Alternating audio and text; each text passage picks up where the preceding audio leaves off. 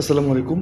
আপনারা জানেন যে ইতিমধ্যে বাংলাদেশে চট্টগ্রামে গ্রাফিতি মুছে ফেলা নিয়ে জামাত শিবির, এনসিপি বা অন্যান্য যে রাজনৈতিক সংগঠনগুলো আছে, জুলাই বিক্রেতা যারা আছে, তারা মোটামুটি একটি বয়ান তৈরি করার চেষ্টা করছে বিএনপি জুলাইয়ের বিপক্ষে।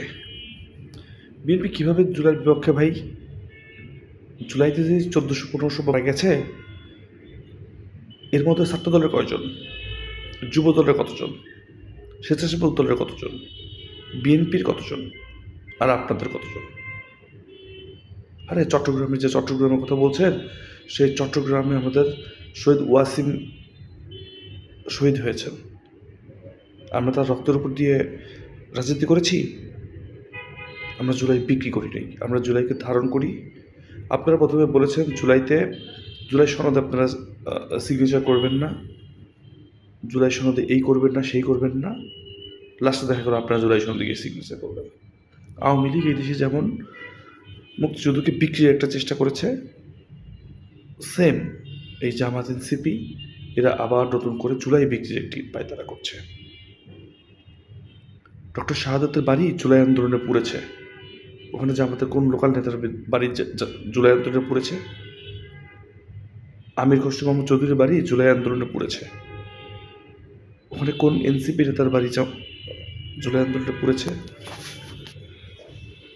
জুলাই আন্দোলনে বিএনপির ডেডিকেশন কোনোভাবেই আপনাকে ছোট করতে পারবেন না। এই জুলাই আন্দোলনে ছাত্রদল, যুবদল অকাতরে জীবন দিয়েছে। আমি নিজে একজন জুলাই যোদ্ধা, কখনো দাবি করি না। জুলাই ছিল আমার কর্তব্য, আমার দেশের প্রতি আমার কর্তব্য ছিল জুলাই। শহীদ হলে হতে পারতাম, এক বিন্দু আপনারা যারা আমাকে চেনেন, আমার ফেসবুকে যারা দেখেন, তারা অন্ততপক্ষে জানেন যে জুলাইয়ের একটা দিনও ঘরে বসে থাকিনি। মিছিলের সামনে থেকে নেতৃত্ব দেওয়ার চেষ্টা করেছি। আপনারা জুলাইয়ের বড় ব্যবসায়ী হয়ে গেছেন। আমরা কখনো বলি নাই যে আমরা জুলাই এই করেছি, সেই করেছি।